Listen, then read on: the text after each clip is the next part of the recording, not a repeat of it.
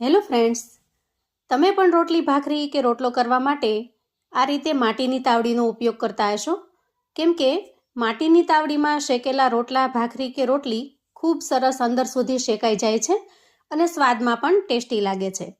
પણ તાવડી માટીની હોવાથી એને ઘણું સાચવીએ છતાંય વારંવાર તૂટી જતી હોય છે. તો મિત્રો, તાવડી ખૂબ લાંબા સમય સુધી ચાલે તે માટે હું અહીં થોડી ટિપ્સ અને ટ્રિક્સ શેર કરું છું અને એ પ્રમાણે તમે પણ તાવડીનો ઉપયોગ કરશો તો તમારી તાવડી પણ લાંબા સમય સુધી ચાલશે. તો ચાલો રીત જોઈ લઈએ. હવે સૌથી પહેલાં તો તમે જે રૂટીનમાં તાવડી વાપરતા હો એ તાવડી લાંબા સમય સુધી ચાલે એ માટેની ટ્રીક જોઈ લઈએ.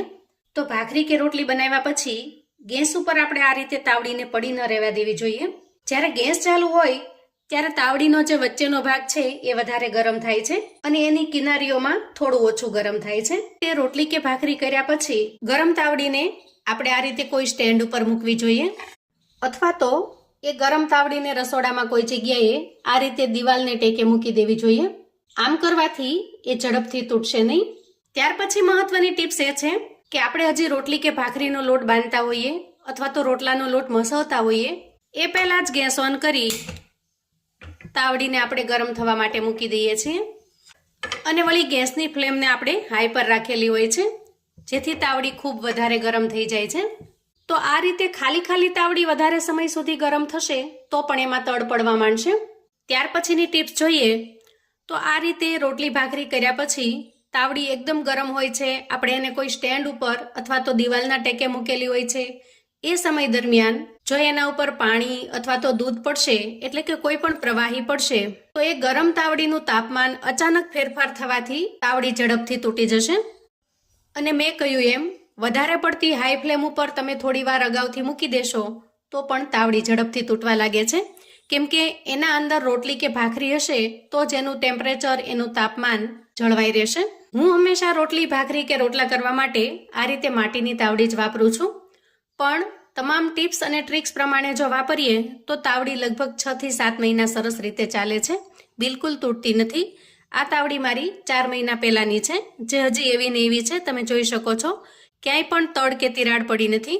હવે જો તમારી તાવડી વારંવાર તૂટી જતી હોય તો જ્યારે તમે તાવડી નવી લ્યો ત્યારથી જ તમારે એને સાચવવાની શરૂઆત કરવાની છે. જેમ કે આજે હું તમને તાવડી સાચવવાની 2 રીત બતાવીશ જેનાથી તાવડી એકદમ સરસ લોખંડ જેવી મજબૂત થઈ જાય છે અને ખૂબ ઝડપથી તૂટતી પણ નથી. તો સૌથી પહેલી ટ્રીક છે કે જ્યારે તમારે તાવડીને ઉપયોગમાં લેવાની હોય એના 1 દિવસ અગાઉ 3 થી 4 કલાક સુધી પાણીમાં પલાળી રાખવાની છે. ડૂબાડૂબ પાણી ભરી અને તાવડીને પલાળી દેવાની છે. આ તાવડી મેં એ રીતે તૈયાર કરેલી છે અને ત્યાર પછી એ સરસ રીતે સુકાઈ જાય. જો આ સુકાઈ જ ગઈ છે અત્યારે.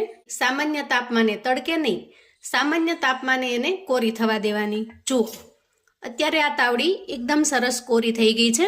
હવે આપણે તાવડીની અંદર લગભગ 3 થી 4 ટીપા જેટલું તેલ નાખવાનું છે. ખાવાનું કોઈ પણ તેલ જે તમે વાપરતા હો એ તેલ લેવાનું અને આ રીતે તાવડીની અંદર સરસ રીતે સ્પ્રેડ કરી દેવાનું. આ રીત એકદમ જૂની છે, વર્ષો જૂની જે પરંપરાગત રીત છે.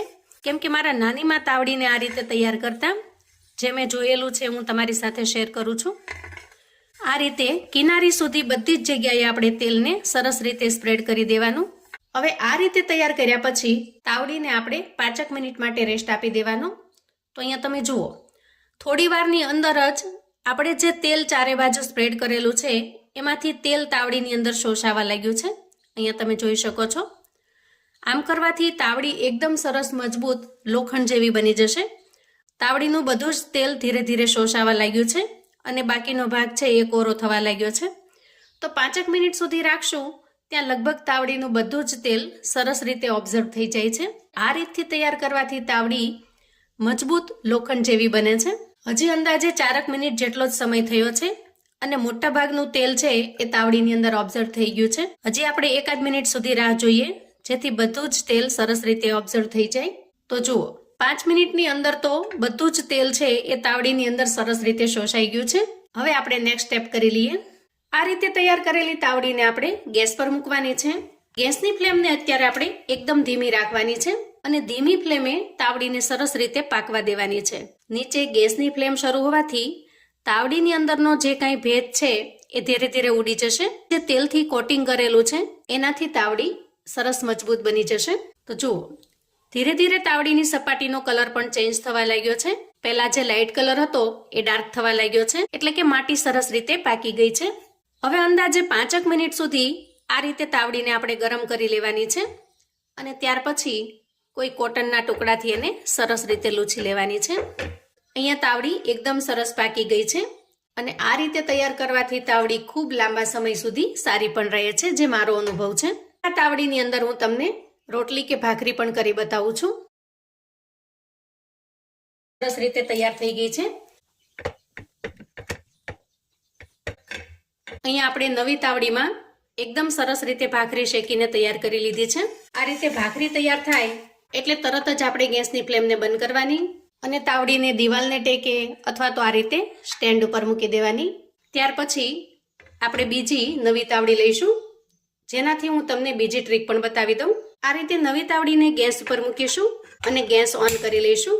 ગેસની ફ્લેમને આપણે ધીમી રાખવાની છે.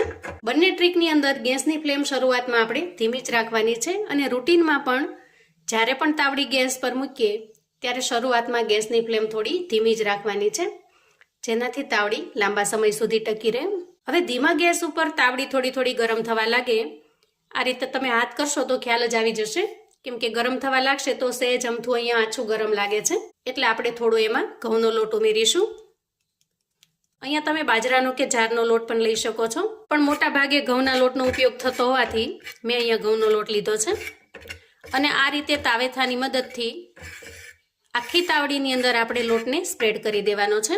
આમ કરવાથી નવી તાવડી હશે તો એના અંદરનો જે કાંઈ ભેજ હશે એ શોષાઈ જશે અને તાવડી મજબૂત બની જશે. અહીંયા લોટ થોડો બળવા લાગશે, પણ બિલકુલ ચિંતા નહીં કરવાની. હવે આટલું શેકાયા પછી થોડો ઘણો લોટ જો બાકી હોય, કાળો ન પડ્યો હોય, તો પણ ગેસની ફ્લેમને આપણે બંધ કરી દેવાની. એટલે કે અંદાજે 2 થી 3 મિનિટ સુધી લોટને આપણે આ રીતે શેકી લેવાનો છે અને આ રીતે સાવ કાળો થઈ જશે. સરસ રીતે શેક્યા પછી એક પ્લેટની અંદર કાઢી લેવાનો.